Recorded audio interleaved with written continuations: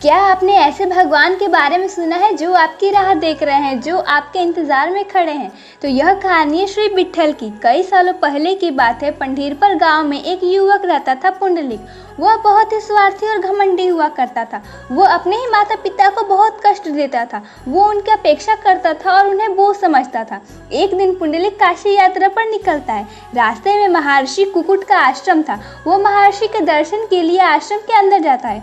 अंदर जाते ही वो देखता है कि यहाँ तो साक्षात त्रिदेवियाँ अर्थात गंगा, यमुना और सरस्वती आश्रम की सफाई कर रही हैं। पुंडलिक उनके सामने घुटनों के बल बैठ जाता है और उनसे पूछता है कि आप देवियाँ होकर भी यहाँ क्या कर रही हैं। तब देवियाँ बताती हैं कि जो मनुष्य धर्म का पालन करता है, हम उसके घर में साक्षात निवास करते हैं। पुंडलिक पूछता है कि मैं धर्म का पालन कैसे कर सकता हूँ।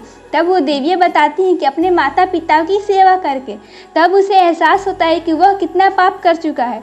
उसी समय वो अपने घर जाता है और अपने माता पिता से क्षमा मांगता है और उनकी सेवा में लग जाता है। उसके सेवा भाव से प्रसन्न होकर साक्षात भगवान विट्ठल उससे मिलने आते हैं। उस समय भी पुंडलिक अपने माता पिता के पांव दबा रहा था। तो वह भगवान विट्ठल के सामने एक ईंट फेंकता है और उनसे कहता है कि इस ईंट पे खड़े हो जाओ, मैं अपना काम करके आ रहा हूँ। जब पुंडलिक विट्ठल के दर्शन करता है तो वो श्री विट्ठल से अनुरोध करते हैं कि आप अगले 28 युगों तक यहीं पर खड़े रह जाइए, ताकि मेरे जैसे बाकी जितने भी भक्त हैं वो आपकी इस अवस्था में दर्शन कर सकें। वो दिन था आषाढ़ के शुक्ल एकादशी का। आज भी भगवान विट्ठल वहीं पर खड़े हैं। वो भगवान होकर भी कहीं के राजा नहीं है और ना ही उनके पास कोई महल है।